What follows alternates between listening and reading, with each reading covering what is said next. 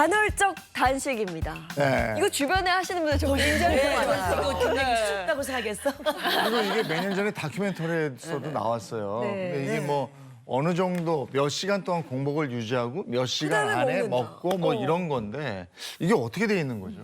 네, 이제 핵심 간헐적 단식의 핵심은 뭐냐면은요, 이 먹는 시간을 제한하는 거거든요. 그래서 우리가 일정 시간 동안만 딱 먹고 나머지 시간에는 공복, 단식을 유지를 하는 겁니다. 근데 이 원리가 어떻게 되냐면 우리가 음식을 먹게 되면 거기에서 이제 탄수화물에서 포도당으로 변환이 되고 이 포도당을 에너지원으로 쓰거든요. 근데 한 두세 시간 동안 이 포도당을 에너지로 다 쓰고 나서 이제 그때 더 이상 에너지원이 없게 되면 그때 이제 내 몸에 있는 지방을 데려다가 에너지원으로 쓰게 됩니다. 그런데 만약에 우리가 단식하는 시간이 길어지게 된다고 하면 이때는 쓸 포도당이 없잖아요. 그러니까 이때는 우리가 포도당 없이 그냥 몸에 있는 지방을 계속 꺼내서 쓴다. 그렇기 때문에 지방을 태울 수 있고 그래서 다이어트가 된다. 이런 원리입니다. 주변에 하시는 분들이 다 좋다고 하더라고요. 이게 그러니까 맞아요. 굶다가 아무튼 안 먹고 그러다가 한꺼번에 또 많이 먹어도 된다고 얘기를 들었어요. 많이 먹으면 막 맛있는 거 막 푹 식혀도 된다. 방법은 단순한 것 같아요. 맞아요.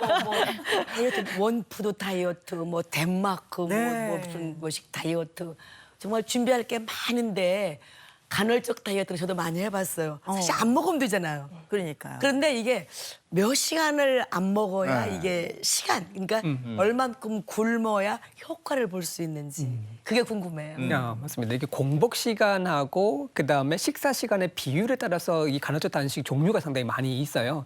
가장 많이 알려졌던 것이 바로 16대 8인데요. 즉 16시간 정도는 공복을 유지하시고 네. 나머지 8시간 동안에 식사를 하시는 거죠. 16시간 단식하고 그다음에 8시간 안에 먹어라. 그러면은 첫 끼가 중요하네. 아침 9시에 만약에 먹었다. 네. 그럼 오후 5시까지 먹고 그 이후에는 쭉 공복 상태를 유지하고 뭐 이렇게 되는 거네요. 전 이거는 힘들더라고요. 그러니까 예를 들면 오후 5시부터 아침 9시까지 아무것도 먹지 말라는 거잖아요. 우리가 그 시간에 맛있는 거 다 먹잖아요. 약속 고기도 먹어야 되고 야식도 먹어야 되는데 어떻게 오후 5시부터. 사실 저 같은 경우는 저녁 때 약속이 많아요. 밤에 약속이. 맞아요. 근데 그 약속을 다 또 저버릴 수도 없고 먹는 재미가 또 사회생활 얼마나 소중한데요.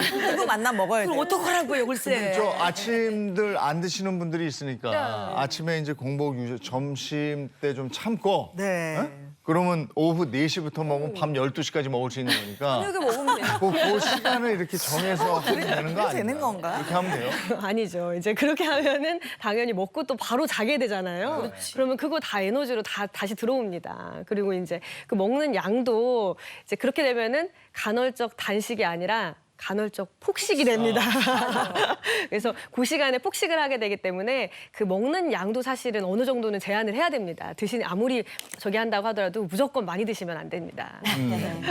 네, 또 이와 관련된 이제 연구 결과도 있는데요. 미국 버밍엄 엘라베마대 연구팀에서 한 연구인데요. 25세부터 75세 비만 그룹의 90명 대상으로 한 연구인데요. 이제 간헐적 단식을 하는 그룹과 그렇지 않은 그룹을 대상으로 한 연구입니다. 이제 간헐적 단식은요, 이제 아침 9시부터 3시까지 이제 식사를 할 수 있도록 시간을 정했고요. 또 그렇지 않은 그룹은 12시간 동안 자유롭게 식사를 할 수 있도록 정했습니다. 이제 근데 전제 조건이 있습니다. 식사를 하는 양과 또 신체 활동을 이제 비슷한 수준으로 두 그룹이 맞춰 주었고요. 이제 그렇게 해서 그 결과를 한번 봤더니요. 14주 후에 참가자들의 변화를 관찰을 했습니다. 그랬더니 식사 시간이 8시간인 집단 같은 경우에는 그렇지 않은 집단보다 무려 체중이 2.3kg 그리고 체지방이 1.4kg 감소를 했고요. 괜찮네, 이거. 네, 확장기 혈압 같은 경우에는 4ml 머큐리 더 감소한 것으로 결과가 나타났습니다. 네. 이게 좀 버티고 하기가 어려워서 그렇지 간헐적 단식이 보니까 확실히 좀 예. 효과가 있는 것 같은데요? 어때요? 네, 맞습니다. 그래서 이게 식사 시간이랑 식사량만 잘 지킨다고 하면 사실은 효과가 있습니다. 네. 근데 저도 사실 요 간헐적 단식 해본 적이 있거든요. 네. 저도 이제 친구랑 같이 이제 요거를 이제 출근했을 때 딱 그 시간에 맞춰서 그때만 먹자 했는데 사실 그때까지 기다렸다가 이제 점심시간에 나가서 막 삼겹살 거먹고 막 이렇게 되더라고요. 그때까지 참기가 너무 어려워서 제일 중요한 게 이런 겁니다. 그때 먹는 음식의 질과 양이 사실 중요하게 되는 거죠. 그래서 예. 그거까지 잘 이제 예. 하게 되면 더 좋은 거죠. 아니 저는 어제 저녁 8시 이후에는 안 먹었으니까 지금 시간이 8시 15분 넘어섰으니까 네. 12시간 성공했네. 물만 좀 먹었거든요. 네. 그럼 이거 끝나고 아무거나 그냥 막 좀 먹고 건강한 음식을 드셔야 되고 양도 조금 줄이셔야 되죠. 아니 어쨌든 칼로리 섭취를 줄여야 되는 거네요. 네, 전체적으로는 사실 네. 항상 그렇습니다. 다이어트 자체가 네. 사실 뭐 한도 끝도 없이 먹고선 사실 다이어트 할 수가 없잖아요. 그러니까 어느 정도는 적정선을 지키시는 게 중요합니다. 네. 네, 가끔 보면 간헐적 단식을 하면서 간헐적 폭식을 동시에 하는 맞아. 분들이 있거든요. 조심하셔야 합니다. 자, 이어서 두 번째 이야기 나눠볼 다이어트는요.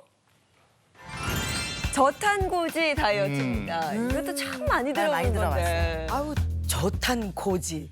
왜 요즘들은 처음 말을 뚝뚝 얘기해. 끼끼 빨빨 뭐좀막 군대 용어가 예, 못 저탄고지. 알아듣겠어요. 근데 이제 저건 그러니까 내가 볼 때 내가 생각할 때 저탄수화물 고지방 아닌가요? 퀴즈야. 맞죠? 네, 맞습니다. 이제 말 그대로요. 탄수화물은 거의 섭취하지 않으시고 이제 단백질 위주. 탄수화물은 거의 섭취하지 않으시고요. 이제 지방의 섭취하는 양을 늘려서 하는 이제 다이어트법이 되고요. 이제 많은 셀럽들이 또 이 방법으로 다이어트를 한 것들이 이제 많이 정보에 또 노출이 되기도 했죠.